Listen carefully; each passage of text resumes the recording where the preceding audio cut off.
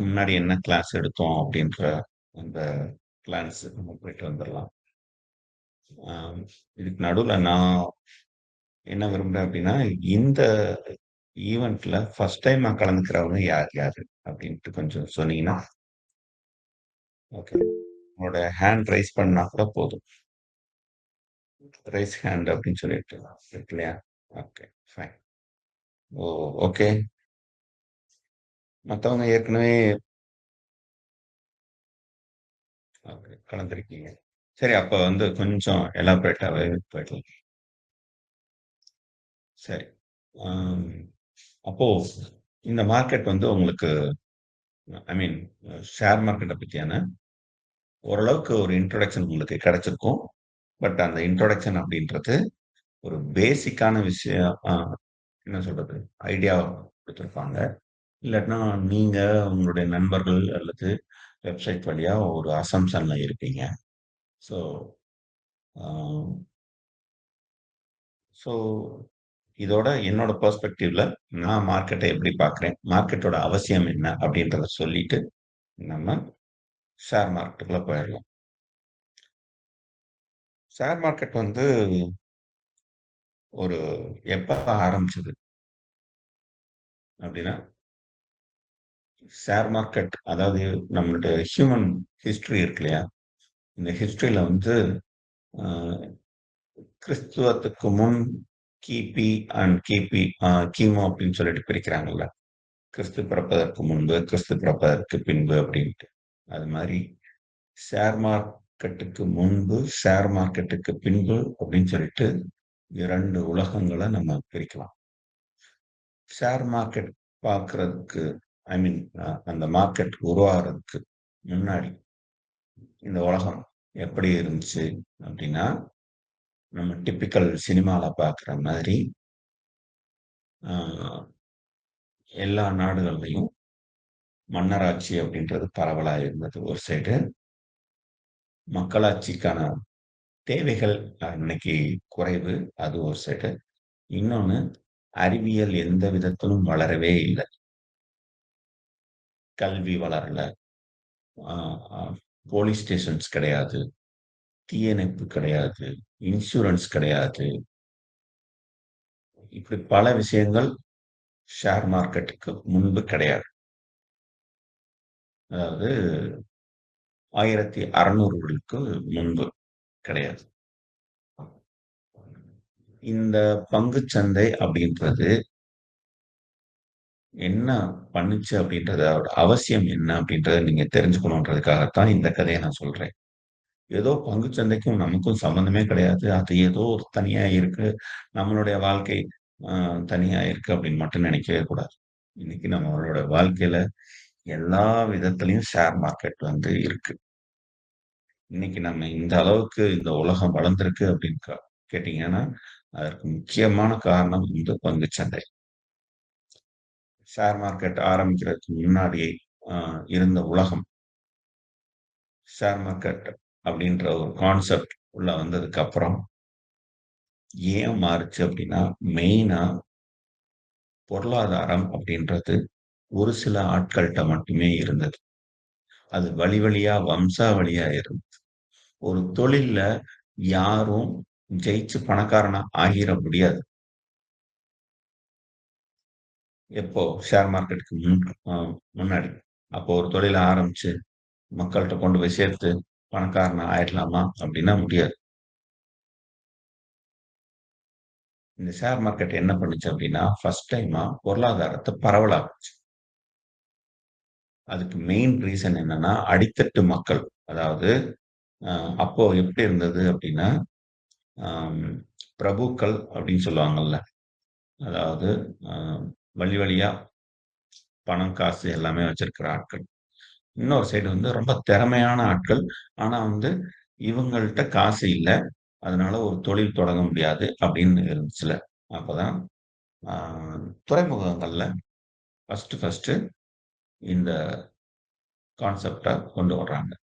First எங்க ஆரம்பிச்சது அப்படின்னா, ஆ இன்னைக்கு இருக்கிற ஜெர்மனி இருக்கு இல்லையா?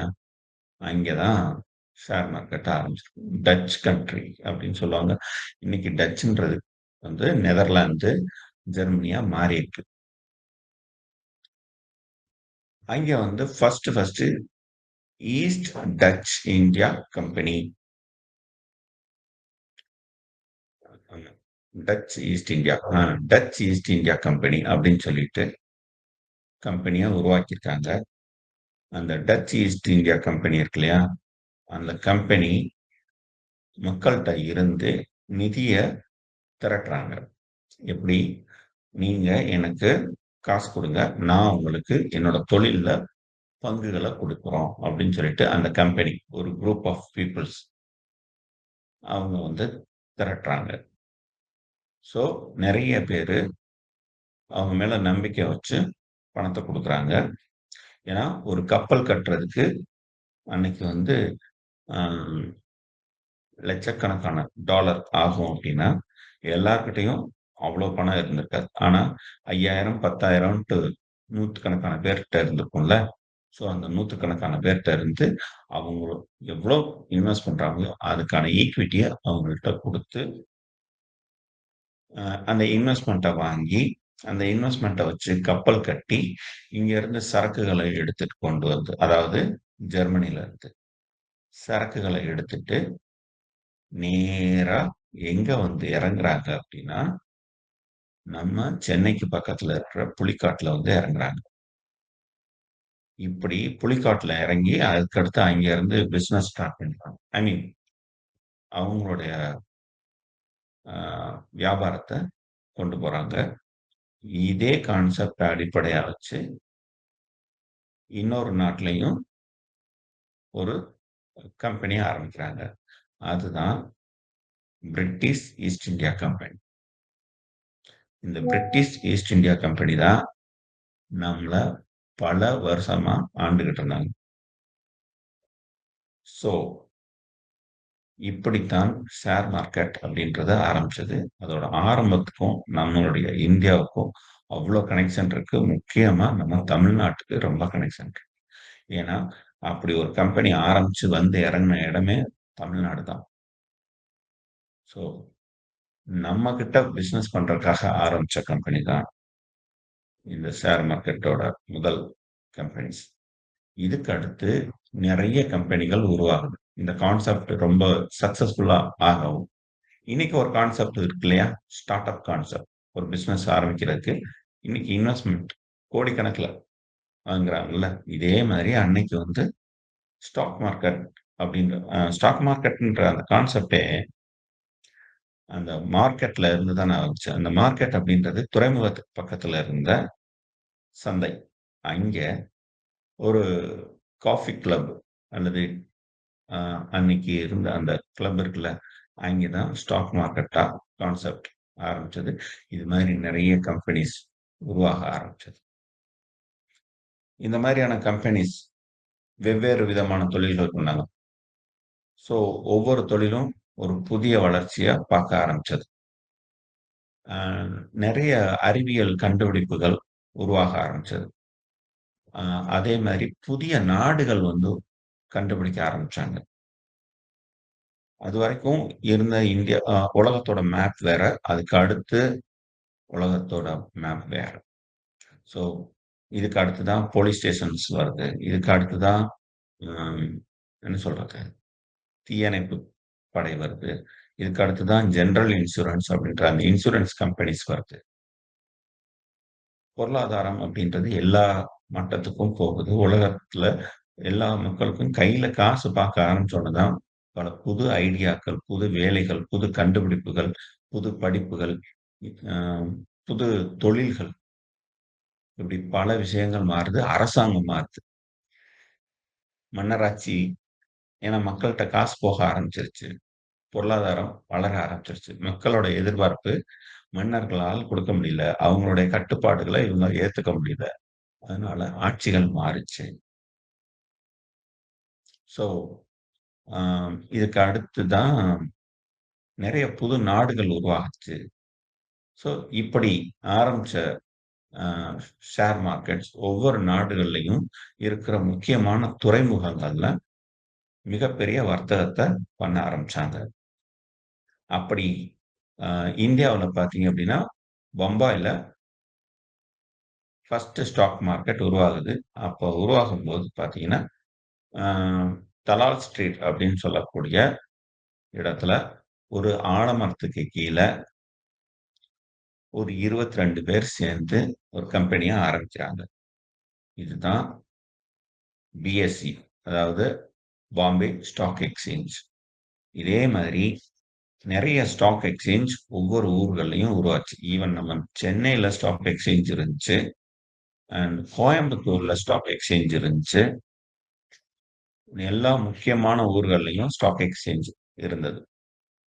ஒரு 20 வருஷத்துக்கு முன்னாடியே அவை அ வரை ரொம்ப ஆக்டிவா ஃபங்ஷன் ஆகிக்கிட்டும் இருந்தது. இந்த பிஎஸ்இ ஸ்டாக் எக்ஸ்சேஞ்ச் பார்த்தீங்க அப்படின்னா, சுதந்திரத்துக்கு அப்புறமாவும் பெரிய அளவுல தொழில் பரவலா வளர்றதுக்கு மிகப்பெரிய சப்போர்ட்டிவா இருந்தது. ஸோ, அ இங்க இருக்கிற பேங்க்ஸ் வந்து பார்ட்டிசிபேட் பண்ண முடியாம இருந்துச்சு. 1990ஸ் வரைக்கும் பார்த்தீங்கன்னா, இதுதான் நிலைமை. இந்த சமயத்துல தான் பேங்க்ஸ் வந்து ஷேர் மார்க்கெட் வந்து புரோக்கர்ஸ் வழியா உள்ள வந்தாங்க. அப்படித்தான் நம்ம ஹர்ஷத் மேத்தா. அவன் வந்து ஒரு புரோக்கர். ஸோ பேங்க்ஸ் வந்து நேரடியா பார்ட்டிசிபேட் பண்ண முடியாது. ஐ மீன் ஷேர் மார்க்கெட்டுக்குள்ள போ முடியாது. அவங்களுக்குள்ள ஒரு இன்டர் டிரான்சாக்ஷனும் வச்சுக்க முடியாது. ஸோ இதுக்கு ஒரு மீடியனா யார் இருந்தா அப்படின்னா, ஹர்ஷத் மேத்தா இருந்தான்.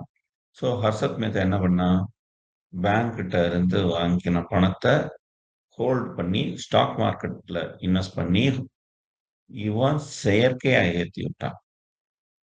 அதாவது ஷேர்ஸ ஒரு கம்பெனில இன்னைக்கு கொஞ்சம், நாளைக்கு கொஞ்சம், நாளைக்கு கொஞ்சம் இவனே வாங்கும்போது, ஷேர்ஸ் வந்து அப்படியே மேல ஏறத பார்த்து மத்தவங்க எல்லாருமே, இவன் அ ஏன் அந்த ஷேர்ஸ் ஏறுது, இறங்குது அப்படின்ற அந்த விஷயம் எதுவும் தெரியாததுனால வாங்க ஆரம்பிச்சாங்க. நல்லா மேல வரும்போது, இவன் முதல்ல ப்ராஃபிட்ட பார்த்துட்டு வெளில வந்துருவாரு. ஸோ இந்த மாரி தொடர்ச்சியா அவர் பண்ணி, அதுக்கு அடுத்து ஒரு நாள் மாட்டிக்கிட்டாங்க. இன்னைக்கு அத பேஸ் பண்ணி நெறைய வெப் சீரிஸ் வந்துருச்சு. இப்ப ரீசென்ட்டா லக்கி பாஸ்கர் அப்படின்னு சொல்லிட்டு ஒரு படம் கூட வந்திருக்கு. டைம் கிடைச்சா போய் பாருங்க. ஏன்னா, ஷேர் மார்க்கெட் பின்னாடி என்னெல்லாம் நடந்துச்சு அப்படின்ற ஒரு ஐடியா கிடைக்கும் அப்படின்றதுக்காக. ஸோ இந்த மாரி பிஎஸ்இ பேர கெடுத்துக்கிச்சு. ஸோ இந்த சமயத்துல தான் இந்தியன் எக்கானமி வந்து நம்ம அ உலகத்துக்கு தொறந்து விட்டோம். Globalisation act. அதுவரைக்கும் வெளிநாட்டு கம்பெனிகள் இந்தியால முதலீடு செய்ய முடியாது. இந்தியா வந்து வெளிநாடுகளுக்கும் முதலீடு செய்ய முடியாது. இப்படியான ஒரு நிலைமை இருந்தது. நாம அந்த விதிகள் எல்லாத்தையுமே தளர்த்தி ஓப்பன் பண்ணலாம் அப்படின்ட்டு நம்ம பண்ணோம். நெறைய வேலை வாய்ப்புகள உருவாக்கணும் அப்படின்றதுக்காக அவங்க பண்ணாங்க. ஸோ அப்போ வந்து நெறைய கம்பெனிஸ் உள்ள வந்தாங்க. நெறைய தொழில்கள் வளர ஆரம்பிச்சது. 91ல இருந்து அப்படியே ஸ்டாக் மார்க்கெட் கொஞ்சம் கொஞ்சமா வளர ஆரம்பிச்சு 2003ல நல்லாவே வளர்ந்து நிக்குது. இந்த 91ல பிஎஸ்சி பேர கெடுத்ததுனால, அ ஒரு சிக்கல் வந்துச்சு. யாரும் வெளிநாட்டு முதலீட்டாளர்கள் பிஎஸ்சி எக்ஸ்சேஞ்ச வந்து நம்பி இன்வெஸ்ட் பண்றதுக்கு ரெடியா இல்ல. ஏன்னா ஒரு ஃபேர் பிளே இருந்தால் மட்டும் தான் அந்த விளையாட்டுல பங்கெடுக்க முடியும். இப்போ நீங்க ஒரு விளையாட்டுல விளையாடுறீங்க. அங்க வந்து யாரோ ஒருத்தர் ஒரு சீட்டு கட்டே வச்சுப்போமே, விளையாடும்போது ஃபோர்ஜரி பண்றாங்கன்னு தெரிஞ்சுச்சுன்னா, நம்ம அதுக்குள்ள இறங்கவே மாட்டோம். ஏன்னா பணத்த இறக்குற விளையாட்டா இருந்துச்சுன்னா, சுத்தமா இறங்கவே மாட்டோம். ஏன்? அப்படின்னா ஒரே ஒரு காரணம். நம்பகத்தன்மை இல்லை. ஸோ, அதுக்காக என்ன பண்ணாங்கன்னா, Indian government national stock exchange அப்படின்னு சொல்லிட்டு, நியூ டெல்லிய மையமா வச்சு ஒரு எக்ஸ்சேஞ்ச் ஆரம்பிச்சாங்க. அதுதான் என்எஸ்சி. இந்த என்எஸ்சி அதுக்கு அடுத்து அ அதோட தலைமையகத்த டெல்லில இருந்து மும்பைக்கு மாத்திக்கிச்சு. ஏன்னா, நெறைய வர்த்தகர்கள் பார்த்தீங்கன்னா, மகாராஷ்டிரா, குஜராத் அண்ட் ராஜஸ்தான சுத்திலுமே இருந்தாங்க. அப்படின்றதுனால, இவங்க என்எஸ்சிய வந்து மும்பைக்கு கொண்டு வந்துட்டாங்க. இப்போ இந்த மும்பைல அ என்எஸ்சி பார்த்தீங்க அப்படின்னா, இன்னைக்கு இருக்கிற லேட்டஸ்ட் டெக்னாலஜிஸ் எல்லாத்தையுமே அன்னைக்கு அன்னைக்கு எதெல்லாம் வழ அ உலக நாடுகள்ல பரவலா இருந்துச்சோ, அந்த டெக்னாலஜி எல்லாத்தையுமே உள்ள கொண்டு வந்தாங்க. ஆ ஆர்டர்லாம் டிஜிட்டல்ல ஆர்டர் போடுறதுக்கான வாய்ப்புகள ஏற்படுத்தி குடுத்தாங்க. அப்டேட் பண்ணிக்கிட்டே இருந்தாங்க. ஸோ, அதனால வந்து என்எஸ்சி ரொம்ப நம்பகத்தன்மையோட வளர ஆரம்பிச்சது. ஸோ, அவங்க அதுக்கப்புறமா நிஃப்டி அப்படின்னு சொல்லிட்டு இண்டெக்ஸ் வெளியிட்டாங்க. இந்த நிஃப்டி அப்படின்ற இந்த இண்டெக்ஸ் என்ன அப்படின்னா, இந்தியால இருக்கிற லிஸ்ட் ஆயிருக்கிற அதாவது ஷேர் மார்க்கெட்ல லிஸ்ட் ஆயிருக்கிற கம்பெனிகள்ல டாப் 50 கம்பெனிஸ் இருக்குங்க. அந்த டாப் 50 கம்பெனிஸ் அதோட அ பார்ட்டிசிபேஷன்க்கு ஏத்தா மாதிரி ஒரு வெயிட்டேஜ் குடுத்து, அந்த வெயிட்டேஜோட கூட்டுத்தொகை இருக்குல்ல, அது வந்து 100% எடுத்துப்பாங்க. ஓகேயா? ஸோ, இப்ப நம்ம HDFCக்கு பார்த்தீங்க அப்படின்னா, ஆ வெயிட்டேஜ் ரொம்ப ஜாஸ்தி. 10% இருக்கும். HDFC லைஃப் வேற இருக்கு. So, ah and HDFC limited முன்னாடி இருந்துச்சு. இப்ப அது வந்து HDFC பேங்கோட கனெக்ட் ஆயிடுச்சு.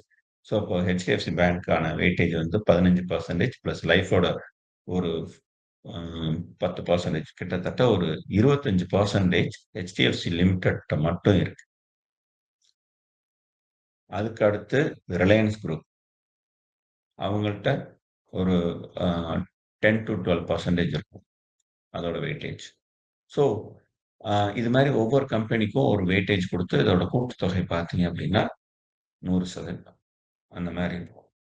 இந்த இண்டெக்ஸ வந்து இன்ட்ரோடக்ஷன் பண்ண வேண்டிய அவசியம் என்ன அப்டின்னா, ஃபியூச்சர் மார்க்கெட் அப்டின்னு சொல்லிட்டு ஒரு கான்செப்ட் இருக்கு. காலையில வாங்கலாம், சாயந்தரம் விக்கலாம்.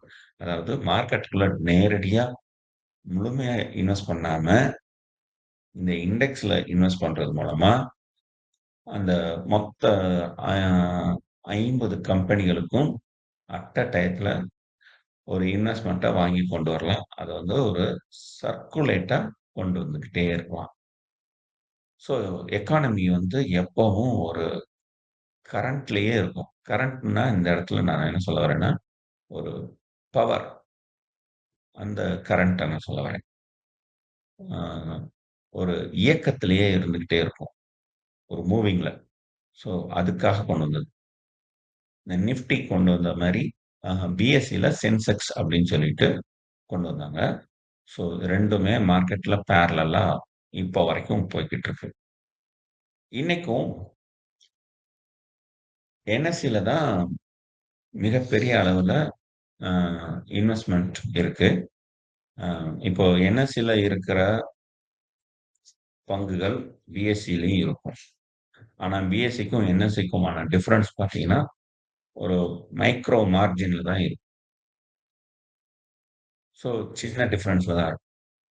ஆனா சில கம்பெனிஸ் என்எஸ்சில மட்டும் இருக்கும். சில கம்பெனிஸ் பிஎஸ்சில மட்டும் லிஸ்ட் ஆயிருக்கும். முக்கியமா இந்த மிட் கேப் கம்பெனிஸ், அதுக்கடுத்து ஸ்மால் கேப் கம்பெனிஸ் எல்லாமே பார்த்தீங்கன்னா, இதுல ஏதாவது ஒண்ணுல தான் இருக்கிறதுக்கு வாய்ப்பு இருக்கு. ரைட். ஓகே. இப்ப இந்த 2 எக்ஸ்சேஞ்சஸ்லயும் சேர்த்து மொத்தமா எத்தன இருக்கும் அப்படின்னு பார்த்தீங்கன்னா, ஒரு 4000 கம்பெனிஸ் இருக்கும். இந்த 4000 கம்பெனிஸ்ல டாப் 50 கம்பெனிஸோட வர்த்தகம் தான் இருக்கிறதுலயே ரொம்ப அதிகம். கிட்டத்தட்ட 79% அவங்க மட்டுமே பண்றாங்க. மிச்சம் இருக்கிற 21% தான் மத்த கம்பெனிஸ் எல்லாமே. ஆனா இந்த ரேஷியோஸ் வந்து இப்போ உடைஞ்சுகிட்டே வருது. அதாவது நிஃப்டி 50யோட வே அ மொத்த பார்ட்டிசிபேஷன்ஸ் இருக்குல்ல, கேப்பிட்டலைசேஷன் அது பார்த்தீங்கன்னா குறைஞ்சுகிட்டே வருது.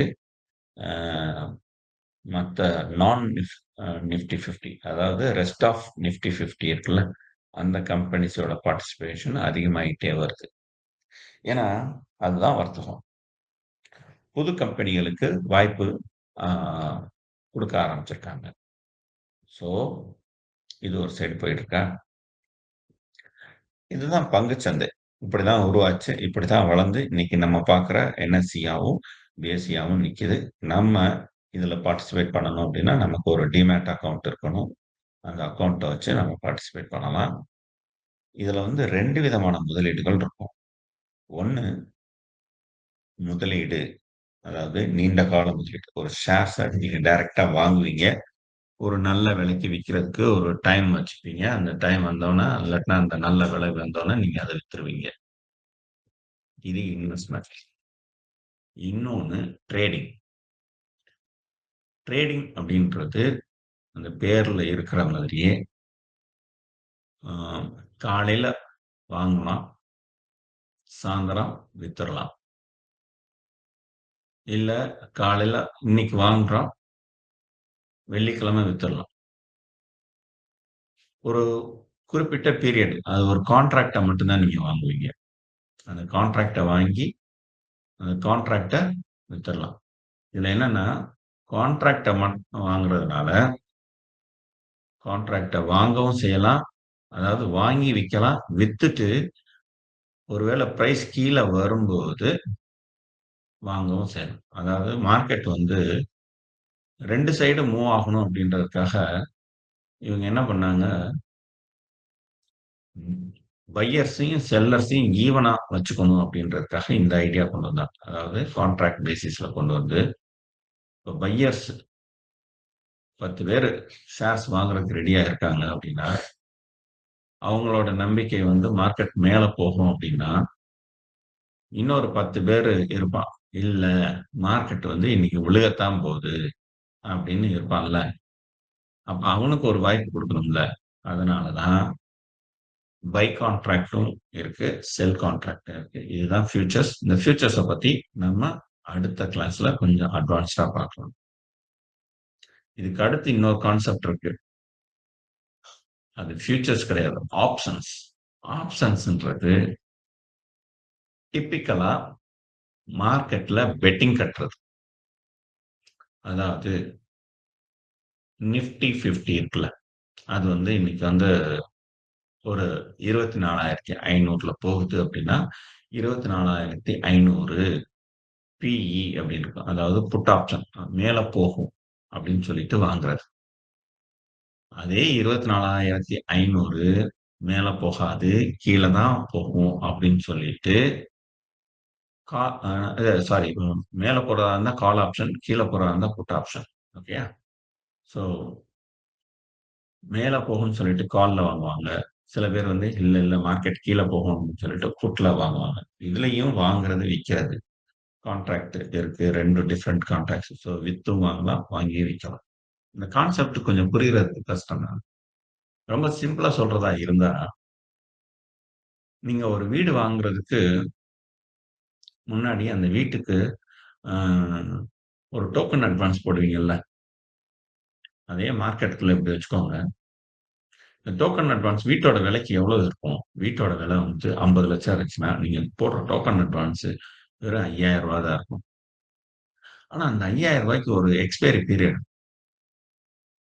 நீங்க பணத்த பெரட்டுற 10 நாளைக்குள்ள ஓகே. இந்த டோக்கன் அட்வான்ஸ நான் வச்சுக்கிறேன். ஒருவேள 10 நாளைக்கு மேல ஆச்சு அப்டின்னா, வேற யார் வீடு கேட்டு வர்றாங்களோ அவங்கள்ட்ட நான் குடுத்துருவேன். அப்டிதான் சொல்லுவாரு. ஸோ இந்த டோக்கன் அட்வான்ஸ் கான்செப்ட் தான் இங்க வந்து ஆப்ஷன்ஸ் அப்டின்னு சொல்றாங்க. ஓகேங்களா? ஸோ அதே மாரி நம்ம அ சரி. இத வந்து நம்ம லைவ்ல பார்க்கிறதா இருந்தா, டிப்பிக்கலா பெட்டிங் தான். நம்ம ஒரு குதிரையில பந்தயம் கட்டுற மாரி மார்க்கெட்ல பந்தயம் கட்டுறதுக்கான ஒரு வழி. ஏன் இத கொண்டு வந்தாங்க அப்டின்னா, இதுல ஒரு பெரிய பணம் வந்து ஆஃப்லைன்ல ஓடிக்கிட்டு இருந்துச்சு. அதாவது டப்பா ட்ரேடிங் அப்டின்னு சொல்லுவாங்க. மார்க்கெட்டுக்குள்ள போகாம, இவங்களுக்குள்ளேயே தான ஒரு காஃபி ஷாப்லயோ, இல்லாட்டினா ஒரு இதுலயோ, "இன்னைக்கு பாரு நிஃப்டி மேல ஏறும்" அப்படின்னு சொல்லிட்டு ஒருத்தர் பெட் கட்டுவாரு. "இல்ல, இல்ல இறங்கும்" அப்படின்னு சொல்லிட்டு இன்னொருத்தர் பெட் கட்டுவாரு. இதுக்கு ஒரு இருந்துச்சு. இன்னைக்கும் டப்பா ட்ரேடிங் நடக்குது. அது மெயினா நடக்கிறது வந்து கமாடிட்டி மார்க்கெட்ல, ஈக்விட்டிலயும் நடக்குது. இந்த சேட்டுகள் அத சிறப்பாக எல்லா ஊர்கள்லயும் பண்ணிக்கிட்டு இருக்காங்க. ஓகேயா? நம்ம அதுக்குள்ள போக வேணாம். நம்ம மார்க்கெட்டுக்குள்ள தான போறோம். இந்த டப்பா ட்ரேடிங்க வந்து குறைக்கணும் அப்படின்றதுக்காக, அதே மாரி பெட்டிங் கான்செப்ட்ட வந்து உள்ள கொண்டு வந்தது தான், அ இந்த ஃபியூச்சர்ஸ் அண்ட் ஆப்ஷன்ஸ். இத வந்து ஃபர்ஸ்ட்டு கொண்டு வந்தவங்க அ யுஎஸ் தான். யுஎஸ்ல வந்ததுக்கு அப்புறமா தான் இங்க வந்துச்சு. ஸோ இந்த கான்செப்ட் சின்ன சின்ன ஆட்கள கூட ஷேர் மார்க்கெட்டுக்குள்ள கொண்டு வரதுக்கான வழி பண்ணுச்சு. ஸோ சின்ன இன்வெஸ்ட்மென்ட்ட வச்சுக்கிட்டு நீங்க இதுல வந்து ஒரு விளையாண்டு பார்க்கலாம். மார்க்கெட்ட வந்து முதலீடா மட்டும் பார்க்காம, பணம் விளையாடும் ஒரு இடமாவும் மாத்தி வச்சிருக்காங்க. ஸோ அதுதான் இந்த ஃபியூச்சர்ஸ் அண்ட் ஆப்ஷன்ஸ். இதுல நமக்கு போதிய அறிவு இல்லாம இத நம்ம பண்ணவே கூடாது. ஃபியூச்சர்ஸ் அண்ட் ஆப்ஷன்ஸ் வந்து இம்மீடியட்டா நீங்க பண்ணக்கூடாது. அது வந்து ஒரு லெவல் இருக்கு. என்னன்னா, நம்ம வந்து ஃபர்ஸ்ட்டு ஸ்டாக் மார்க்கெட்ல இன்வெஸ்ட் பண்ண பழகி, அதுல ஓரளவுக்கு நல்ல ப்ராஃபிட் எடுக்க பழகி, அதுக்கு அடுத்து நமக்கு எக்ஸஸா ஒரு அமௌண்ட் இருக்கு. அந்த அமௌண்ட்ட வச்சு நம்ம ஏதாவது மார்க்கெட்ல என்ன சொல்றது? விளையாண்டு பார்க்கலாம் அப்படின்ற ஒரு ஐடியா. அதாவது காசு போனா போகுது. இருந்தா ஜெயிச்சா ஓகே. இந்த ரம்மி சர்க்கிள் இருக்குல்ல, அது மாதிரி நெனச்சுக்கிட்டு ஃபியூச்சர் அண்ட் ஆப்ஷன்ஸ்ல விளையாடி பார்க்கலாம். இதே பெரிய நிறுவனங்கள் வேற விதமான விளையாட்டுக்கு விளையாடுறாங்க. ஹெட்ஜிங் அப்படின்னு சொல்லிட்டு ஒரு கான்செப்ட் இருக்கு. மார்க்கெட் மேல ஏறுனா எனக்கு லாபம். ஒருவேள மார்க்கெட் கீழ இறங்குச்சுன்னா, என்னோட லாபம் எல்லாம் கரைஞ்சு போயிடும் அப்படின்றதுக்காக, அதுக்கு ஆப்போசிட்டா பெட் கட்டி வச்சுருவாங்க. அப்படி பெட் கட்டி வைக்கும்போது, ஒருவேள மார்க்கெட் கீழ போச்சு அப்படின்னா, இவங்க போட்ட இன்வெஸ்ட்மென்ட் நட்டமாகாம, கீழ போக அ ஒரு லாபம் கிடைக்கும்ல, அது வந்து ஈக்குவலைஸ் ஆயிடும். ஸோ இதுதான் வந்து ஹெட்ஜிங். இந்த ஹெட்ஜிங்க வந்து பெரிய பெரிய ஃபினான்சியல் இன்ஸ்டிடியூஷன்ஸ் பண்ணுவாங்க. அ தனியார்களும் பண்றாங்க. சின்ன ஆட்கள் அதாவது கொஞ்சம் அ போர்ட்ஃபோலியோ இன்வெஸ்டர்ஸ்ன்னு சொல்லுவாங்க. பெரிய அளவுல காச ஷேர் மார்க்கெட்ல போட்டு ட்ரேட் பண்றவங்க. அவங்களும் பண்றாங்க. ஓகேங்களா? ஸோ நம்ம இத தெரிஞ்சுக்கோங்க. இதுக்கு அடுத்து நம்ம வந்து மார்க்கெட்ட பத்தி கொஞ்சம் ஆ பார்க்கலாம். மார்க்கெட்ல இந்த நிஃப்டி இண்டெக்ஸ் மட்டும் தான் இருக்கான்னு கேட்டீங்கன்னா, இல்ல. எக்கச்சக்க இண்டெக்ஸஸ். நாம அத அப்படியே எதனா ஒரு தடவ கோ த்ரூ பண்ணலாம். ஏன்னா, மார்க்கெட்ட வந்து ஃபுல்லா கோ த்ரூ பண்ணணும்னா, இந்த இண்டெக்ஸ பத்தி நல்லா தெரிஞ்சால் மட்டும் தான் உங்களுக்கு மார்க்கெட்ட பத்தி தெரிய முடியும். ஸோ, அது வந்து நான் என்ன பண்றேன் அப்படின்னா, ஸ்க்ரீன் ஷேர் பண்றேன். அம் இருங்க. நிஃப்டி, என்எஸ்சி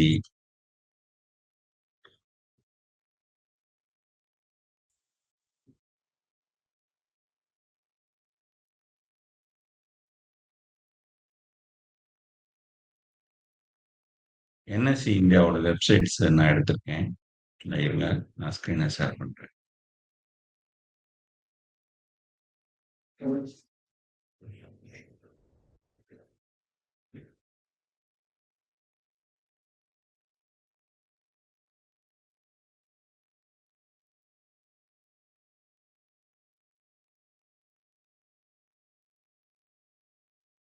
ஸோ, இந்த ஸ்க்ரீன் உங்களுக்கு தெரியும்னு நெனைக்கிறேன். ஸோ, இதுல பார்த்தீங்கன்னா, இந்த மார்க்கெட் டேட்டா அப்படின்னு ஒண்ணு இருக்குல்ல. இந்த மார்க்கெட் டேட்டால இந்த இண்டிசஸ்ன்னு இருக்கு இல்லையா? இதுக்குள்ள தான் போணும். இதுல போனீங்க அப்படின்னா, இந்த இண்டெக்ஸஸ் அப்படின்ற ஆ என்ன சொல்றது? தமிழ்ல புள்ளிகள் அப்படின்றாங்க. இங்கிலீஷ்ல வந்து இண்டெக்ஸஸ் அப்படின்றாங்க. ஸோ, இதுல நிஃப்டி 50ல தான் மெஜாரிட்டி பீப்பிள் வந்து ப்ளே பண்ணுவாங்க. ஓகே. ஸோ, இன்னைக்கு அது எவ்வளோ போயிருக்கு அப்படின்னா, 24,274க்கு இன்னைக்கு ஓப்பன் ஆயிருக்கு. அதிகபட்சம் இதுதான். 345 வரைக்கும் போயிட்டு கீழ விழுந்துருச்சு. கீழ எந்த அளவுக்கு விழுந்திருக்கு அப்படின்னா, 23,873 வரைக்கும் கீழ போயிட்டு, மார்க்கெட் முடியும்போது கொஞ்சம் மேல ஏறி 23,914க்கு வந்திருக்கு. ஓகேயா? ஸோ இதுதான் இன்னைக்கு நிலவரம். இதே மாதிரி என்னென்ன இண்டெக்ஸ் இருக்கு? நிஃப்டி நெக்ஸ்ட் 50, அதாவது டாப் 50 கம்பெனிக்கு அடுத்து இருக்கு இல்லையா? அந்த 51ல இருந்து 100 வரைக்கும் இருக்கிற கம்பெனிஸ தான் நிஃப்டி நெக்ஸ்ட் 50ன்றாங்க. இதுக்குள்ளேயும் ஒரு 50 கம்பெனிகள் தான் இருக்கும். நிஃப்டி 50ன்றது 1 டூ 50. நெக்ஸ்ட் 50ன்றது 51 டூ 100. நிஃப்டி 100ன்றது இந்த மொத்தத்துக்கும் சேர்த்து. அதாவது இந்த 2யும் சேர்த்து. அதாவது 1 டூ 100 வரைக்குமான மொத்த கம்பெனிகள். அதே மாதிரி நிஃப்டி 200, 500 இதெல்லாமே இருக்கு. இதுல வந்து நிஃப்டி மிட் கேப்னு ஒண்ணு இருக்கு பாருங்க. இந்த மிட் கேப் அப்படின்றது கேபிட்டலைசேஷன் பார்த்தீங்கன்னா 500 கோடியில இருந்து 20,000 கோடிக்கு உள்ள டர்ன் ஓவர் பார்க்குற கம்பெனிஸ வந்து இந்த மிட் கேப் கம்பெனிஸ்ன்னு சொல்லுவாங்க. இது ஒரு வகை. இப்படி ஒரு வேல்யூவேஷன் வச்சு பிரிக்கிறாங்கன்றது ஒரு வகை. இன்னொன்னு என்னன்னா, இந்த நிஃப்டி 500க்கு கீழ இருக்கிற கம்பெனிஸ வந்து நிஃப்டி மிட் கேப்ன்ற மாதிரி இன்னைக்கு கொண்டு வந்துட்டாங்க. ஓகேவா? ஸோ இந்த நிஃப்டி மிட் கேப்ல வந்து டாப் 50 கம்பெனியும் மிட் கேப் 50யும் அதுக்கு அடுத்து டாப் 100 வந்து மிட் கேப் 100 அப்படின்னு சொல்றாங்க. இதுக்கு அடுத்து லிஸ்ட் ஆயிருக்கிற கம்பெனிஸ் நிறைய இருக்கு. ஏன்னா நான் நிஃப்டியில அதாவது என்எஸ்சியில மட்டுமே பார்த்தீங்க அப்படின்னா 2500 கம்பெனிஸ் லிஸ்ட் ஆயிருக்கு. இந்த 2500 கம்பெனிஸ்ல இதெல்லாமே வந்து டாப் கம்பெனிஸ். இதுக்கு அடுத்து ஒன்று இருக்கு இல்லையா? இந்த நிஃப்டி ஸ்மால் கேப். இது வந்து மிட் கேப்புக்கு அடுத்து இருக்கிற கம்பெனிஸ். அதுல வளர்ந்து வரும் கம்பெனிஸ். இந்த நிறுவனங்கள் இருக்குல்ல, இதுல வந்து முதலீடு செய்யறது அப்படின்றது பொதுவா ரிஸ்க்ன்னு சொல்லுவாங்க. பட் ஹைலி ரிட்டர்ன்ஸ் கொடுக்கிற என்ன சொல்றது? ஒரு இண்டெக்ஸ்ன்னு பார்த்தீங்கன்னா, இல்லாட்டினா ஹைலி ரிட்டர்ன்ஸ் கொடுக்கிற ஒரு கேபிட்டலைசேஷன் கம்பெனிஸ்ன்னு பார்த்தீங்கன்னா இதுதான். ஏன் அப்படின்னா, எப்பவுமே ரிஸ்க் அதிகமான இடத்துல ரிவார்ட் அதிகமா இருக்கும். ஏன்னா இவங்க தான் வேகமா வளர்றாங்க. இவங்கள்ட்ட ஷேர்ஸ் பார்த்தீங்க அப்படின்னா, ரூ. 20 ரூ. 20 கிடையாது. ரூ. 1 ரூ. 2ல இருந்து கூட இருக்கும். இத நான் கிளிக் பண்ணி பார்க்குறேன். உங்களுக்கு இது தெரியும்னு நினைக்கிறேன். ஓகே. இதுல வந்து இந்த கரண்ட் எல்டிபின்றது இன்னைக்கு இருக்கிற மார்க்கெட் பிரைஸ். பாருங்க. ரூ. 33ல இருந்து இருக்கு. ரூ. 33ல இருந்து ரூ. 9,851 வரைக்கும் இதுல வந்து டிஃபரண்ட் டைப்ஸ் ஆஃப் கம்பெனிஸ் இருக்காங்க. ஸோ இதுல நீங்க எந்த கம்பெனிஸ்ல வேணாலும் நீங்க இன்வெஸ்ட் பண்ணலாம். ஓகே. ஸோ தெரிஞ்சுக்கோங்க. நிஃப்டி 50ல வந்து ஸ்மால் கேப் அப்படின்ற ஒரு லிஸ்ட் இருக்கு அப்படின்ட்டு. இதுக்கு அடுத்து இந்தியா விக்ஸ். இந்த இந்தியா விக்ஸ் அப்படின்றது மார்க்கெட்டோட ஒரு இதுல வந்து கம்பெனிஸே கிடையாது. நிஃப்டி 50க்கு ஆப்போசிட்டா மார்க்கெட் போகும்போதெல்லாம் இது வந்து மேல வரும். அதாவது இது இந்தியா விக்ஸ்ன்றது நெகட்டிவ் இண்டெக்ஸ்ன்னு சொல்லுவாங்க. அதாவது நிஃப்டி 50ன்றது இதுவரைக்கும் நீங்க பார்க்குறது எல்லாமே பாசிட்டிவா போனா இதோட புள்ளிகள் ஏறும். ஆனால் இந்த இந்தியா விக்ஸ்ன்றது மார்க்கெட் விழுந்தா தான் பாயிண்ட் ஏறும். மார்க்கெட் எந்த அளவுக்கு விழுகுதோ அந்த அளவுக்கு இதோட இண்டெக்ஸ் வந்து மேல வரும். அதனாலதான் வந்து இது வந்து 15லயே இருக்கு. என்னடா இந்த இண்டெக்ஸல் வந்து யார் அப்ப ட்ரேட் பண்ணுவா அப்படின்னு கேட்டா, இதுல ஒரு பெரிய குரூப் இருக்காங்க. மார்க்கெட் விழுகும் போதெல்லாம் இதுல வந்து இன்வெஸ்ட் பண்ணி காசு பார்க்குற ஆட்கள் இருக்காங்க. இதுக்கு அடுத்து Nifty mid cap, small cap 50 இது மாதிரி நிறைய இருக்கு. இப்போ இது மட்டும்தான் இருக்கா அப்படின்னு பாத்தீங்கன்னா இல்ல. இதுல வந்து அப்போ டோட்டல் மார்க்கெட்டை பார்க்கறதுக்கு ஏதாவது இண்டெக்ஸ் இருக்கா? மொத்த மார்க்கெட்டுக்கும் 2500 கம்பெனி மொத்தத்துக்கும் இருக்கா அப்படின்னு கேட்டா அதுதான் நிஃப்டி டோட்டல் மார்க்கெட். இத கிளிக் பண்ணா, இதுக்குள்ள நிஃப்டிக்குள்ள இருக்கிற அத்தன கம்பெனிஸும் இருக்கும். இது லோட் ஆகுறதுக்கே 10 நிமிஷம் ஆகும். ஏன்னா, அந்த அளவுக்கு பெரிய லிஸ்ட் இல்ல. அதனால. இப்போ இருக்கிறதுலயே கம்மியான ஷேர்ஸ நீங்க பார்க்கணும் அப்டின்னா, நீங்க இதுல தான் பார்க்க முடியும். இந்த நிஃப்டி டோட்டல் மார்க்கெட்ல போயிட்டு, எல்டிபில இப்டி ஒண்ணு குடுங்க. ஏன்னா, இது வந்து ஆல்பாபெட்ல இருக்கு. அப்போ இந்த நிஃப்டி டோட்டல்ல வந்து லீஸ்ட் கம்பெனியா ஐடியா இருக்கு. அதோட ஷேர்ஸ் பார்த்தீங்கன்னா, ரூ. 8.43. அப்படின்னா என்ன அர்த்தம்? இது உண்மையிலேயே ம் உங்களுக்கு தெரியுதா? இந்த ஷேர்ஸோட லிஸ்ட் பெருசா போறது. நீங்க நினைக்கலாம், "என்னப்பா இதுல வந்து நானு ரூ. 1 ரூ. 2க்கெல்லாம் ஷேர்ஸ் இருந்துச்சே. நீ என்ன மினிமம் நிஃப்டில வந்து ரூ. 8ல காமிக்கிற?" அப்படின்னு கேட்கலாம். அந்த மாதிரியான ஷேர்ஸும் இருக்கு. அது பார்த்தீங்க அப்படின்னா, அது என்எஸ்சில இருக்கிறத விட பிஎஸ்சில தான் அதிகமா இருக்கு. பிஎஸ்சில தான் ரூ. 1 ரூ. 2க்கெல்லாம் ஷேர்ஸ நீங்க பார்க்க முடியும். அதிகமா பார்க்க முடியும். என்எஸ்சில பார்க்கிறது கம்மி. ஓகேயா? சரி. இப்ப நம்ம என்ன பண்றோம், மத்த இண்டெக்ஸஸையும் ஒரு தடவ லைனா பார்த்துருவோம். நமக்கு இன்னும் ஒரு 1/4 மணி நேரம் தான் இருக்கு. அதனால. இது வந்து இத மிச்சம் இருக்க இண்டெக்ஸஸ் எல்லாம் நீங்க கிளிக் பண்ணி, உள்ள ஓப்பன் பண்ணி, என்னென்ன கம்பெனிஸ் இருக்குன்றத நீங்க பாருங்க. இதுல சில ஸ்ட்ராட்டஜிஸ் எல்லாமே இருக்கு. இது ஏன் நீங்க தெரிஞ்சுக்கணும் அப்டின்னா, இத பேஸ் பண்ணி தான் மியூச்சுவல் ஃபண்ட்ஸ் இருக்கு. மியூச்சுவல் ஃபண்ட்ஸ்ல வந்து அ என்ன சொல்வாங்க, ப்ளூ சிப் ஃபண்ட் அப்டின்னு சொல்லுவோம். என்னடா ப்ளூ சிப் ஃபண்ட் அப்டின்னு பார்த்தீங்கன்னா, அது ஒண்ணுமே கிடையாது. நிஃப்டி 50ல இருக்கிற டாப் 20 கம்பெனிஸ் இருக்குல்ல, ரொம்ப நல்லா பெர்ஃபார்ம் பண்ற ஒரு 20 கம்பெனிஸ் இருக்கு இல்லையா? அது வந்து ப்ளூ சிப் ஃபண்ட். ம். அதுக்கு அடுத்து நிஃப்டி 50 வந்து லார்ஜ் கேப் ஃபண்ட் அப்டின்னு சொல்லுவோம்.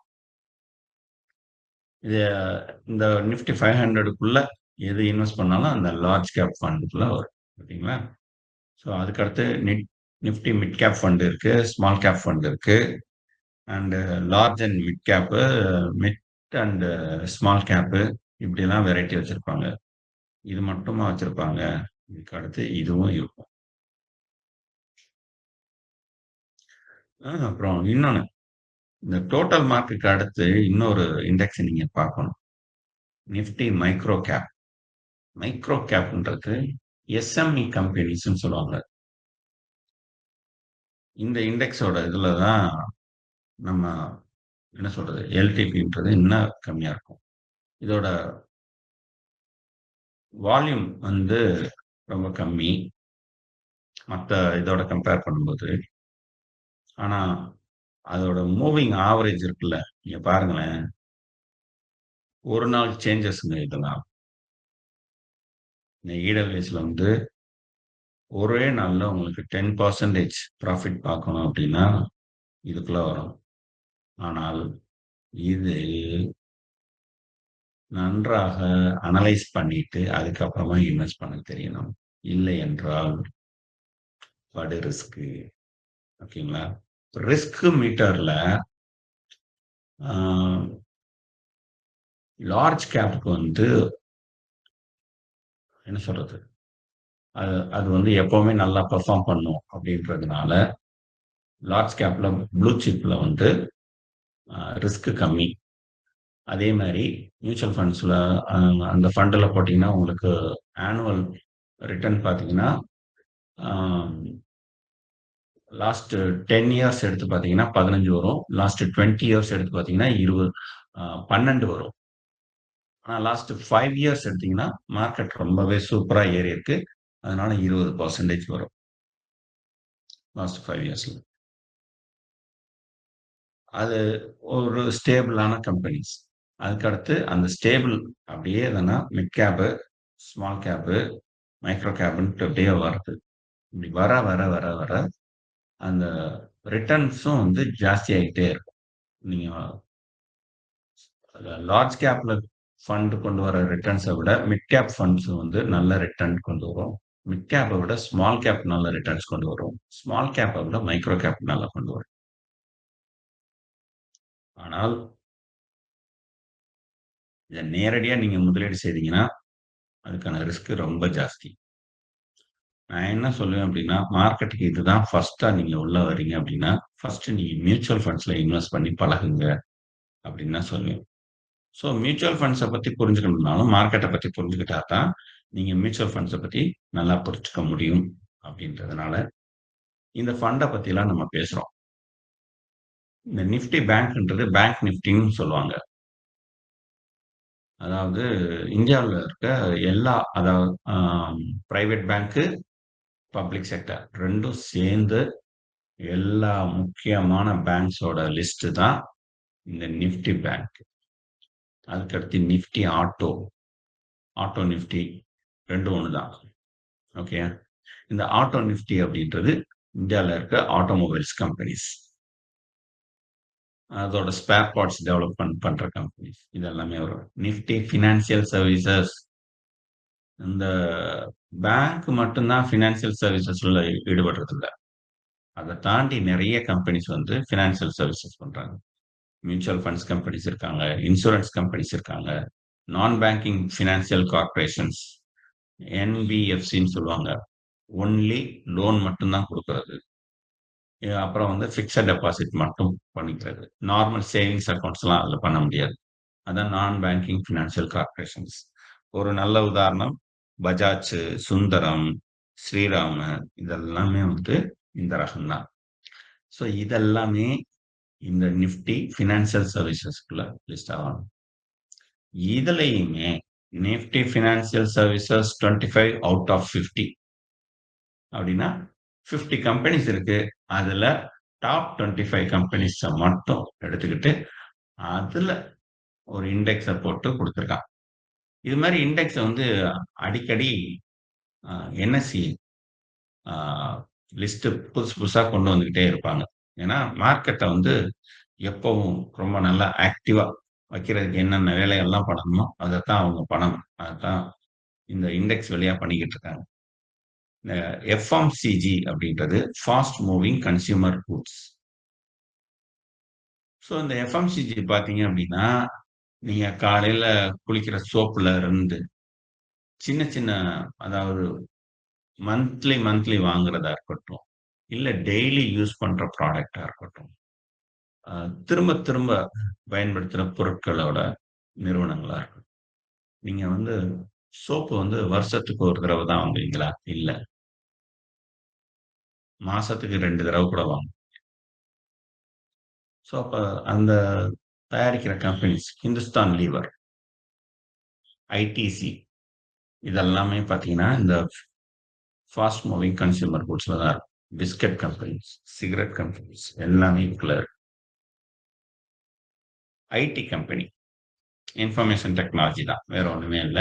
ஸோ இது வந்து எல்லா முக்கிய ஐடி கம்பெனிஸும் இதுல இருந்து லிஸ்ட் ஆயிருப்பாங்க. மீடியா கம்பெனிஸ், நம்ம சன் டிவில இருந்து, ஜீ டிவில இருந்து எல்லா முக்கியமான media companies and PVR cinemas இது மாரி சினிமா சம்பந்தமான பெரிய கம்பெனிஸ் இவங்க எல்லாமே இந்த நிஃப்டி மீடியாக்கு தான். மெட்டல் கம்பெனிஸ்ன்றது அலுமினியம், நிக்கல், சில்வர், கோல்டெல்லாம் வராது. ஏன்னா கோல்டு ப்ரொடியூஸ் பண்ற கம்பெனிஸ் வந்து இந்தியால கிடையாது. உங்களுக்கு தெரியும். அது கேஜிஎஃப் மூடிட்டாங்க அப்படின்னு. ஸோ ஆனா மத்த இரும்பு, எஃகு அது இதுன்னு இருக்கு இல்லையா? ஸோ அத எல்லாத்தையுமே ப்ரொடியூஸ் பண்றவங்க, அத வந்து ஆ என்ன சொல்றது? அத வேற விதமா மாற்று அந்த ரா மெட்டீரியலா வச்சுக்கிட்டு வேற பொருட்கள செய்றவங்க. இது எல்லாமே மெட்டல் கம்பெனிஸ்ல வருவாங்க. அதுக்கடுத்து ஃபார்மா கம்பெனிஸ். ஆஃப் கோர்ஸ் உங்களுக்கு தெரிஞ்சிருக்கும். நெறைய மருந்து கம்பெனிகள். இந்த லாஸ்ட் 5 இயர்ஸ்ல இது வளர்ந்த அளவுக்கு வேற எந்த கம்பெனிஸும் வளரல. ஐ மீன் அ இந்த இண்டஸ்ட்ரி வளர்ந்த அளவுக்கு மத்த இண்டஸ்ட்ரீஸ் ரிட்டர்ன்ஸ் குடுக்கல. அந்த அளவுக்கு ஹெவி ரிட்டர்ன்ஸ் ஃபார்மா கம்பெனிஸ் குடுத்துக்கிட்டு இருக்காங்க. அதுக்கு முக்கியமான காரணம் வந்து கொரோனா குடுத்த பயம். அது இன்னும் போகல. அடுத்து வந்து பப்ளிக் செக்டார் பேங்க். பிஎஸ்யூன்னா பப்ளிக் செக்டார் அண்டர்டேக்கிங் பேங்க்ஸ்ன்னு அர்த்தம். ஸோ நம்மளுடைய கவர்மெண்ட் பேங்க்ஸ் எல்லாமே இதுக்குள்ள வரும். பிரைவேட் தனியா பிரைவேட் பேங்க் இருக்கு. அதுக்கடுத்து ரியல் எஸ்டேட் சம்பந்தமான கம்பெனிஸ், சிமெண்ட் கம்பெனி, எல்&டி மாதிரி கன்ஸ்ட்ரக்ஷன்ஸ் பண்ணி கொடுக்குற கம்பெனி, இது எல்லாமே இந்த ரியாலிட்டிக்குள்ள வரும். Health care. ஹெல்த் கேர்னா அப்ப ஃபார்மா வேற, ஹெல்த் கேர் வேறயா? ஆமா. ஹாஸ்பிட்டல்ஸ் எல்லாமே இதுக்குள்ள வரும். ஃபார்மா வந்து மருந்து கம்பெனி. இது வந்து ஹெல்த் கேர்ன்றது நிறைய ஹாஸ்பிட்டல் நெட்வொர்க்ஸ் இருக்கிற கம்பெனிஸ். ஹாஸ்பிட்டலுக்கான அந்த என்ன சொல்றது? இன்சூரன்ஸ், ஹெல்த் இன்சூரன்ஸ் கம்பெனிஸ் இது எல்லாமே இதுக்குள்ள வந்துரும். அடுத்து கன்சியூமர் டியூரபிள்ஸ். அப்ப எஃப்எம்சிஜி வேற, இது வேறயா? ஆமா, வேற. எஃப்எம்சிஜின்றது ஃபாஸ்ட் மூவிங், என்ன சொல்றது? டெய்லி யூஸ் பண்ற பொருட்கள். ஆனா இந்த டிவி எல்லாமே வந்து நீங்க ஆ, வருஷத்துக்கு 12 டிவி, மாசம் மாசம் ஒரு டிவிலாம் நம்ம வாங்க மாட்டோம். அதுக்கு வந்து டிவிக்குன்னா ஒரு 2 வருஷத்துக்கு ஒரு தடவ மாத்துவோம். அந்த மாரி. கன்சியூமர் ப்ராடக்ட் தான். ஆனா, அதுக்கு ஒரு டைம் பீரியட்ன்றது ஜாஸ்தியா இருக்கும்ல. அந்த மாதிரியான கம்பெனிஸ் எல்லாத்தையுமே இந்த கன்சியூமர் டியூரபிள்ஸ்ல இருக்கும். ஆயில் அண்ட் கேஸ் கம்பெனி உங்களுக்கு பார்த்தோன்னா அந்த பேர வச்சே நீங்க கண்டுபிடிச்சுருவீங்க. ஃபுல்லா வந்து um petroleum and natural gas companies இதுக்குள்ள வருவாங்க. Mid, small health care companies. அதாவது ஹெல்த் கேர் கம்பெனிஸ்லயே தானா மீடியம் லெவல்ல, அ அதே ஸ்மால் லெவல்ல, ஸ்மால் ஸ்கேல்ல கொண்டு வருவாங்க. இந்த எஸ்எம்இன்னு சொல்லுவாங்க. ஸோ அந்த மாதிரியான என்டர்பிரைசஸ் எல்லாமே இதுக்குள்ள வருது. ஸோ இந்த இண்டஸ்ட்ரி பேசிஸான மியூச்சுவல் ஃபண்ட்ஸ் நெறையவே இருக்கு. அது எல்லாமே இத பேஸ் பண்ணி தான் அவங்க பண்றாங்க. ஸோ அத நீங்க புரிஞ்சுக்கணுன்றதுக்காக தான் நான் இத சொல்றேன். இதுக்கு அடுத்து இருக்கிறது வந்து ஸ்ட்ராட்டஜிஸ் இண்டெக்ஸஸ். இது வந்து நீங்க ஃபர்ஸ்ட் டைமா இன்வெஸ்ட் பண்றீங்க அப்படின்னா, நீங்க பார்க்க வேண்டிய ஏரியா இதுதான். ஏன்னா, இது ஒரு க்ளூ குடுக்கும். இது எந்த க்ளூ, யார் குடுக்குறா இந்த க்ளூ அப்படின்னா, என்எஸ்சி அவனே தானா உங்களுக்கு அ வகைமைப்படுத்தி குடுக்குறது. அதாவது எப்படி? பாரு, இவன்லாம் நல்ல ப்ராஃபிட் தர கம்பெனி. இவன்லாம் வந்து ரொம்ப வேகமா வளர்ற கம்பெனி. இவன்லாம் வந்து குவாலிட்டியான கம்பெனி. இவன்லாம் வந்து செம்ம வேல்யூவேஷன் இருக்க கம்பெனி. உனக்கு ஃபியூச்சர்ஸ் ஹெவியா இருக்கு. இந்த மாரி அ இதெல்லாம் பார்த்தீங்கன்னா, பிரிச்சு குடுக்குறது. இங்க பாருங்களேன், பேர்லயே இருக்கும். Dividend opportunities company. இவன்லாம் வருஷம் வருஷம் இதுல இருக்கிற கம்பெனிஸ் வந்து தன்னோட இன்வெஸ்டர்ஸ்க்கு அதோட வேல்யூவேஷன் மட்டும் கூடுறதில்ல. கூடுதலா டிவிடெண்டும் குடுப்பான். எனக்கு தெரிஞ்சு அ இதுல அ HDFC, Infosys இவனுங்கல்லாம் 1 வருஷம் கூட மிஸ் பண்ணாம டிவிடெண்ட் குடுக்குற கம்பெனிஸ். ஸோ அந்த மாரி கம்பெனிஸ் வந்து டபுள் தமாக்கா இருக்கு. ஸோ அப்படி எத்தன கம்பெனிஸ் இருக்கு? அது உங்களுக்கு தெரியுமா?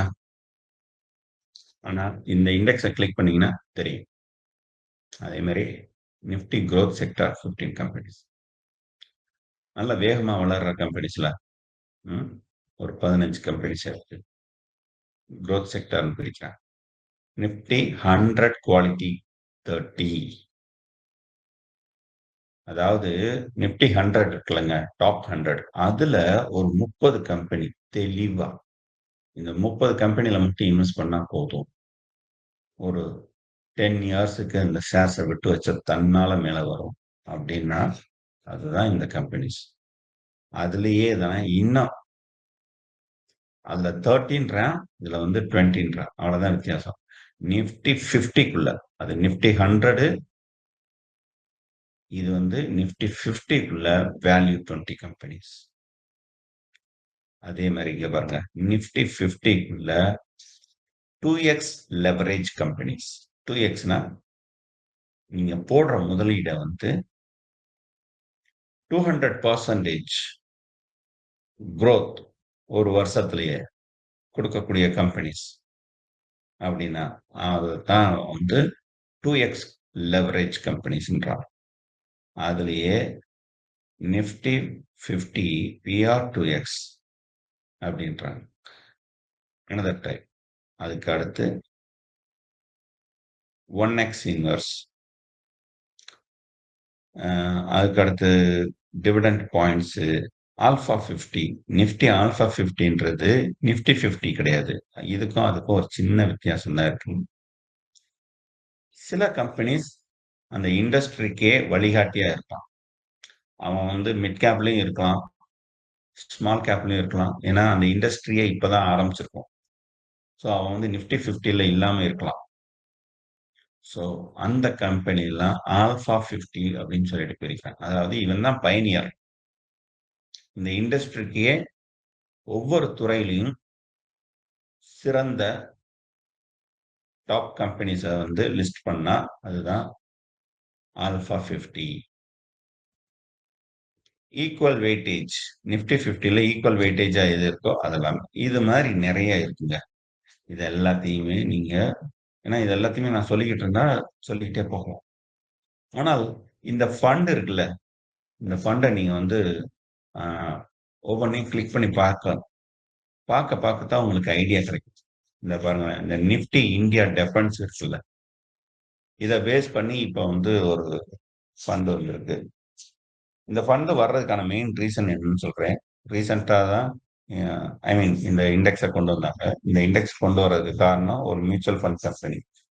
HDFC mutual funds company uh defence கம்பெனிஸ்ல மட்டும் நாங்க இன்வெஸ்ட் பண்ணுவோம் அப்படின்னு சொல்லிட்டு ஒரு இண்டெக்ஸ் ஆரம்பிச்சாங்க. 2023 ஜூன், ஜூலைல ஆரம்பிச்சாங்கன்னு நினைக்கிறேன். ஒரே வருஷத்துல கிட்டத்தட்ட 60% ஏறுச்சு. செம்ம ஏத்தம். நீங்க 10 லட்சம் போட்டிருந்தீங்கன்னா, ஒரே வருஷத்துல அது 15 லட்சமா மாறிடுச்சு. 15 இல்ல, அது 17 வரைக்கும் போயிட்டு அப்புறம் 15லயே நிக்குது. ஸோ இத பார்த்துட்டு என்ன பண்ணாங்க அப்டின்னா, ஒரு இண்டெக்ஸே கொண்டு வந்தாங்க. ஸோ அதுதான் நிஃப்டி இந்தியா டிஃபென்ஸ். அதே மாரி நிஃப்டி இந்தியால டூரிசம் கம்பெனி. ஸோ செக்டார் பேஸ்ல ரொம்ப நுணுக்கமா போக ஆரம்பிச்சாங்க.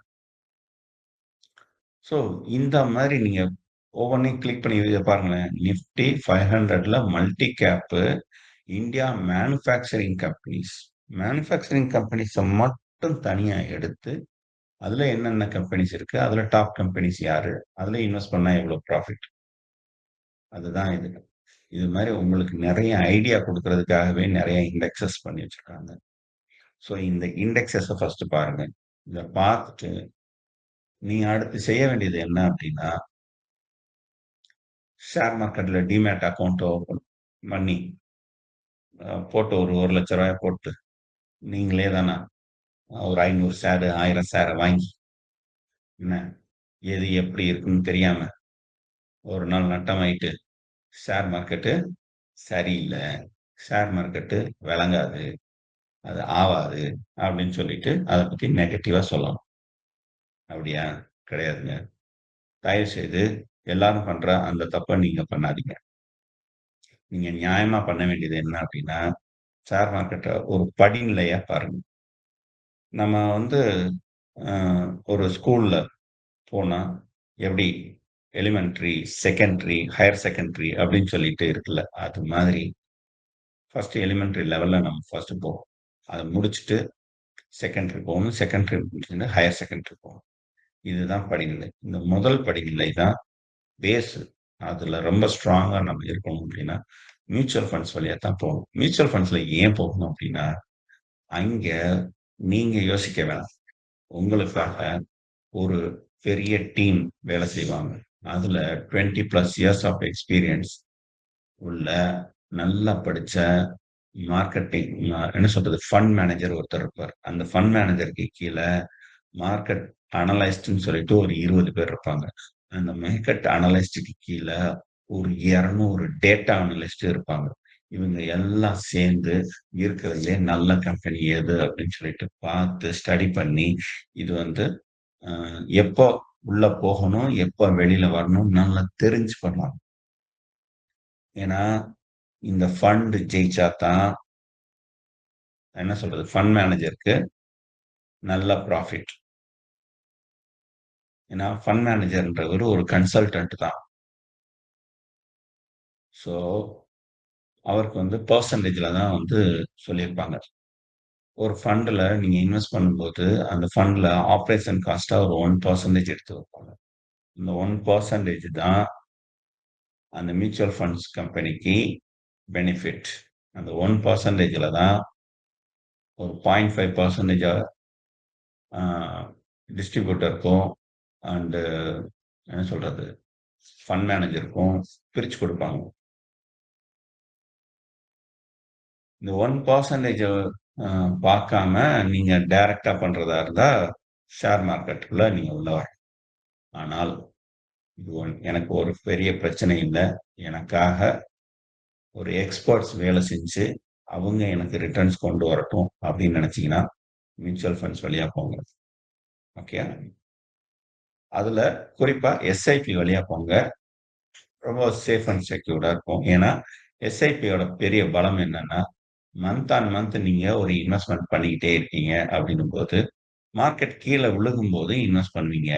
மார்க்கெட் மேல ஏறும்போது இன்வெஸ்ட் பண்ணுவீங்க. ஸோ, அப்போ ஆவரேஜா பார்த்தீங்கன்னா, ஒரு வருஷத்துல ஆ மார்க்கெட்டோட ஆவரேஜ் இருக்கும்ல. மார்க்கெட் வந்து ஆ 2023 இதே 11வது மாசம் இருக்கும்போது ஒரு வேலை இருந்திருக்கும்ல. அத விட இன்னைக்கு ஒரு வேலை வந்திருக்கும்ல. இதுல வந்து பெஸ்ட் பிரைஸ் எது அப்டின்னா, இந்த எஸ்ஐபியோட ஆவரேஜா தான் இருக்கும். ஏன்னா மார்க்கெட் கீழ விழுகும்போதும் இன்வெஸ்ட் ஆயிருக்கிறதுனால, ஓவரால் முதலீடு அப்டின்றது, நீங்க பண்ண முதலீடுன்றது ஒரு மீடியன்ல இருக்கும். ஒரு ஆவரேஜ் கிடைக்கும். அந்த ஆவரேஜ்ன்றது மார்க்கெட்டோட ஒரிஜினல் ஆ பாயிண்ட்ட விட கொஞ்சம் கீழ கிடைக்கும். ஸோ எஸ்ஐபி ரொம்ப நல்லது. லம்ப் சம்மா இன்வெஸ்ட் பண்ணணும் அப்படின்னு நினைச்சீங்கன்னா, தாராளமா பண்ணலாம். எங்கள மாரியான ஒரு ஃபினான்சியல் கன்சல்டன்ட்ட, ஒரு டிஸ்ட்ரிபியூட்டர்ட்ட கேட்டீங்கன்னா, அவங்க உங்களுக்கு சரியா கைட் பண்ணுவாங்க. ஸோ நாங்க என்ன பண்ணுவோம் அப்படின்னா, எந்த ஃபண்டுல போட்டா உங்களுடைய தேவை என்ன? அந்த தேவைக்கு ஏத்த மாதிரியான ஃபண்ட நாங்க சூஸ் பண்ணி, உங்களுக்கு அந்த ஃபண்ட்ல அலோகேட் பண்ணி குடுப்போம். இதுல உங்கள்ட்ட இருந்து எங்களுக்கு எந்த காசும் வராது. தேவையில்ல. அந்த மியூச்சுவல் ஃபண்ட்ஸ் கம்பெனிஸ் நான் சொன்னேன் இல்லையா? ஒரு 0.5% டிஸ்ட்ரிபியூட்டருக்கு பிடிப்பாங்கன்னு. இந்த 0.5%ல இருந்து எங்களுக்கு வரும். என்னடா 0.5% வச்சுட்டு பண்றாரு அப்படின்னு நினைக்க வேண்டாம். எப்பவுமே மியூச்சுவல் ஃபண்ட் டிஸ்ட்ரிபியூட்டர்ஸ் ஆ என்ன சொல்றது? பெரிய பெனிஃபிட் எடுத்து எதிர்பார்த்து போனா சரியா ஒர்க் அவுட் ஆவாது. அதே மாரி இமிடியேட் பெனிஃபிட்ட மைண்ட்ல வச்சுட்டு வேலை பார்க்கவும் முடியாது. அந்த இண்டஸ்ட்ரில. ஸோ அதனால அந்த 0.5%னாலும் ஒரு பெரிய வால்யூம் உள்ள வரணும். ஒரு 10,00,00,000, 20,00,00,000 அசெட் அண்டர் மேனேஜ்மென்ட் உள்ள வரணும். அதாவது அந்த அளவுக்கு ஃபண்டுல இன்வெஸ்ட் பண்ண வைக்கணும். அப்பன்னா அவருக்கு பெனிஃபிட் ஆகும். ஸோ அதத்தான் நாங்க பண்ணுவோம். ஸோ மியூச்சுவல் ஃபண்ட்ஸ்ல ஃபர்ஸ்ட்டு இன்வெஸ்ட் பண்ணுங்க. இதுக்கு அடுத்து ஸ்டாக் மார்க்கெட்ல நீங்களே வர்த்தகம் பண்ணி பார்க்கணும் அப்படின்னு நினைக்கிறவங்க, நான் இதுக்கு அடுத்தடுத்த வகுப்புகள்ல அத பத்தி நான் உங்களுக்கு சொல்லித் தரேன். டிமேட் அக்கவுண்ட் ஓப்பன் பண்ணி தரேன். ஸோ அதுல வந்து நீங்க அக்கவுண்ட் ஓப்பன் பண்ணிட்டு இன்வெஸ்ட் பண்ணி பழகுங்க. அதற்கு அடுத்த வகுப்புல வந்து நம்ம வந்து ஃபியூச்சர்ஸ் அண்ட் ஆப்ஷன்ஸ் இருக்குல்ல. அதுல வந்து ஃபியூச்சர்ஸ்ல எப்படி இன்வெஸ்ட் பண்றது அப்படின்றத பார்க்கலாம். அதற்கு அடுத்த வகுப்புல ஆப்ஷன்ஸ பத்தி பார்க்கலாம். ஸோ ஆப்ஷன்ஸ பார்க்கும்போது எப்படி பெட்டிங் கட்டி அ நம்ம அதுல ப்ராஃபிட் பார்க்கலாம் அப்படின்றது தெரிஞ்சுக்கலாம். ஆனா இதுல இருக்கிற ரிஸ்க்க வந்து புரிஞ்சு பண்ணணும். ஸோ படிப்படியா போகலாம். ஓகேங்களா? ஸோ இன்னைக்கு நம்ம மார்க்கெட்டோட ஒரு ஓவரால் வியூஸ் உங்களுக்கு குடுத்தேன் அப்படின்ற ஒரு நிறைவு எனக்கு இருக்கு. நம்ம அடுத்த கிளாஸ்ல ஒரு ஷேர வந்து எப்படி செலக்ட் பண்றது? என்னென்ன அ ஃபில்டர் நம்ம வச்சுக்கணும்? ஃபில்டர்னா பாராமீட்டர்ஸ். ஒரு இப்போ நீங்க வந்து ம் ஒரு இடத்த வாங்க போறீங்கன்னு வச்சுக்கோங்களேன். அந்த இடத்த வாங்குறதுக்கு உங்களுக்கு என்னென்ன பாராமீட்டர் இருக்கும்? அந்த இடம் வந்து சிட்டிக்கு எவ்வளோ பக்கத்துல இருக்கு? ரோட் கனெக்ஷன்ஸ் இருக்கா? அது வந்து அ என்ன சொல்றது? அந்த லோக்கல் பாடியோட அப்ரூவ்டு லேண்டா? அதுக்கு அடுத்து அதுல வில்லங்கம் ஏதாவது இருக்கா? லீகல் இஷ்யூஸ் ஏதாவது இருக்கா? அப்புறம் அந்த இடத்துல வந்து நிலத்தடி நீர் எந்த அளவுக்கு இருக்கும்? இதெல்லாம் பார்ப்பீங்கல்ல. இதெல்லாம் பார்த்து தான் இந்த பாராமீட்டர்ஸ்க்கு ஏத்த மாரி பார்த்து தான் நம்ம வந்து ஒரு இடத்த வாங்குவோம். ஸோ அதே மாரி தான் ஷேர் மார்க்கெட்ல சில விஷயங்கள் நீங்க பேசிக்கா பார்த்து, அதுல உங்க ஃபில்டருக்கு எல்லாத்துலயும் ஃபில்டர் ஆகி ஒரு லிஸ்ட் ஆஃப் கம்பெனிஸ் வரும்ல. அந்த லிஸ்ட் ஆஃப் கம்பெனிஸ்ல ஒவ்வொன்னையும் கிளிக் பண்ணி பார்த்து, அந்த கம்பெனியோட ஃபண்டமெண்டல்ஸ் அண்ட் டெக்னிக்கல் அனாலிசிஸ் எல்லாத்தையுமே பண்ணி, அது உண்மையிலே பொட்டன்ஷியல் கம்பெனி தான் அப்படின்னு நினைச்சுட்டு, அதுக்கு ஒரு நல்ல பிரைஸ்ல ஒண்ணு கிடைக்கும்ல. அந்த பிரைஸ்ல வாங்கி பொறுமையா இருக்கணும். ரொம்ப முக்கியம் வந்து இங்க வந்து பொறுமை தான் இன்வெஸ்ட்மென்ட்ல.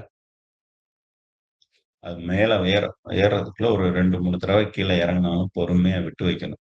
விட்டு வச்சு, ஒரு நல்ல பிரைஸ் வந்தோனே புக் பண்ணிட்டு ப்ராஃபிட்ட புக் பண்ணிட்டு வெளில வரணும். திரும்ப அது இன்னும் மேல ஏறும்ன்ட்டு வெயிட் பண்ணக்கூடாது. ஸோ உள்ள என்டர் ஆகும்போதே என்ன ப்ராஃபிட்ல நான் வெளில வருவேன்றதுல தெளிவா இருக்கணும். ஸோ அந்த தெளிவு இருந்ததுன்னா, செம்மையா ப்ராஃபிட் பார்க்கலாம். அதுதான் ஒரு ஃபண்ட் மேனேஜர்ஸ் பண்ணுவாங்க. அதாவது மியூச்சுவல் ஃபண்ட்ஸ்ல ஒரு ஃபண்ட் மேனேஜர் என்ன பண்ணுவாருன்னா, இதத்தான் பண்ணுவாரு. எப்படி உள்ள போறது முக்கியமோ, அதே மாரி வெளில வர்றது முக்கியம். மகாபாரதத்துல அபிமன்யு அந்த சக்கர வியூகத்துக்குள்ள போக தெரிஞ்சவனுக்கு வெளில வரத் தெரியாது. அதனால உள்ளேயே தான அவன கொன்றுவாங்க. அது நல்லா தெரிஞ்சவன் யாரு அப்படின்னா, அர்ஜுனன் தான். அவன் மட்டும் தான் உள்ள உடைச்சுட்டு போயிட்டு திரும்ப வெளில வர தெரிஞ்சவன். ஸோ அவன் தான் ஜெயிப்பான். ஸோ அதுதான் ஃபண்ட் மேனேஜர்ஸ். உங்களுக்கும் இதுவும் ஒரு சக்கர வியூகம் தான். இந்த வியூகத்துல என்ட்ரி ஆறது எந்த அளவுக்கு முக்கியமோ, அதே அளவுக்கு எக்ஸிட் ஆறது ரொம்ப முக்கியம். எக்ஸிட் ஆக தெரியல அப்படின்னா, என்ட்ரி பண்ணக்கூடாது. மார்க்கெட்ட அப்சர்வ் பண்ணி பழகணும். ஓகேங்களா? இல்லாட்டி அ என்ன சொல்றது? அதற்கான விளைவுகள நம்ம சந்திக்கத்தான் வேணும். வேற வழியே இல்ல. ஏன்னா, நம்ம அரைகுறையா இருந்துட்டு மார்க்கெட்ட குறை சொல்றதுல என்ன சொல்றது? அர்த்தமில்லை. ம். ஸோ, நீ வந்து அதற்கான புரிதலை வளர்த்துக்கணும். இதத்தான் நம்ம அடுத்தடுத்த வகுப்புகள்ல நம்ம பார்க்க போறோம். ஓகேங்களா? ஓகே. அ இந்த கிளாஸ் இத்தோட நிறைவு பெறுகிறது. உங்களுக்கு ஏதாவது சந்தேகங்கள் இருந்ததுன்னா, நீங்கள் இப்போ என்னிடம் கேட்கலாம். 2 கேள்விகளுக்கு என்னால பதில் சொல்லிட்டு, இந்த மீட்டிங்க நம்ம முடிச்சுக்குவோம். இந்த மீட்டிங் உங்களுக்கு யூஸ்ஃபுல்லா இருந்துச்சா?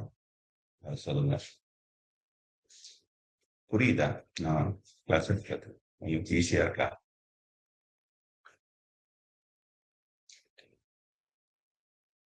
ஓகே. கேளுங்க sir. Saravanan sir, Anandarajan sir, கேளுங்க. உங்களுக்கு கேள்விகள் ஏதாவது இருக்குங்களா?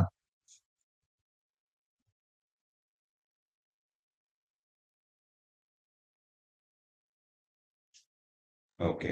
நண்பர்களுக்கு கேள்விகள் எதுவும் இல்லையா? நானு ஓகே. அப்போ நான் இந்த வகுப்ப நான் நல்லாவே நடத்தியிருக்கேன் அப்டின்ட்டு நான் நம்புறேன். வேறு கேள்விகள்? ஓகே. ஃபைன். No issues. இப்ப நீங்க என்ன பண்றீங்க அப்டின்னா, இன்னைக்கு நம்ம பார்த்த விஷயத்த நீங்க உங்களுடைய சிஸ்டத்துல, கம்ப்யூட்டர்ல போயிட்டு அப்படியே தான கோ த்ரூ பண்றீங்க. நாம பேசினதெல்லாம் ஞாபகம் வச்சு Googleல சர்ச் பண்ணி பார்க்குறீங்க. நான் சொன்னதெல்லாம் கரெக்ட்டான்றத வேலிடேட் பண்ணுங்க. ஏன்னா, எப்பொருள் யார் யார் வாய் கேட்பினும், அப்பொருள் மெய்ப்பொருள் காண்பது அறிவு. ஏன்னா, இதுல 2 விஷயம் இருக்கு. வேலிடேட் மட்டும் பண்றதில்ல. நீங்க இன்னொரு தடவ பார்க்கும்போது எல்லாம் மைண்ட்ல நல்லா ஸ்ட்ராங்கா ரெஜிஸ்டர் ஆகும். அதனால தயவு செய்து அது எல்லாத்தையுமே ஒரு கோ த்ரூ பண்ணுங்க. ஓகேங்களா? இன்னும் கூட உங்களுக்கு நல்லா ஷார்ப்பா வரலாம். என்னைய விட இன்னும் நல்லா பெட்டராவே வருவீங்க. அப்படிதான் வரணும். ஓகேங்களா? ஸோ நன்றி நண்பர்களே. இந்த வகுப்பில் கலந்து கொண்ட அனைவருக்கும் ஒரு சின்ன வேண்டுகோள். உங்களுடைய நண்பர்களுக்கும் இந்த வகுப்ப பத்தி நீங்க சொல்லுங்க. அடுத்தடுத்த வகுப்புகள்ல நாங்க அனௌன்ஸ் பண்ணும்போது அவங்களையும் கூட்டிட்டு வாங்க. இது வந்து ஒரு விழிப்புணர்வை ஏற்படுத்துவோம். மக்களை எல்லாரையும் பார்ட்டிசிபேட் பண்ண வைப்போம். நீங்களும் ஜெயிக்கணும், நானும் ஜெயிக்கணும், பங்குச் சந்தையும் ஜெயிக்கணும். பங்குச் சந்தை ஜெயிக்கும்போது நம் நாடும் நல்லா வளரும். வளரணும். ஓகேங்களா? ஸோ நன்றி நண்பர்களே. நிச்சயமா நம்ம அடுத்த சந்திப்புல சந்திப்போம். இன்னும் நல்லா டீப்பா ஒவ்வொரு சப்ஜெக்ட்ட பத்தியும் தெரிஞ்சுக்கலாம். அம் அதுக்கடுத்து எக்ஸ்பெரிமென்ட்டா சில விஷயங்கள் நீங்க செஞ்சு பாருங்க. நான் வந்து லைவ் மார்க்கெட்ல எப்படி ஒரு ஷேர்ஸ வாங்குறது, விக்கிறது அப்படின்றதையும் ம் கடைசி கிளாஸ்ல நான் உங்களுக்கு சொல்றேன். ஓகேங்களா? நன்றி. நன்றி.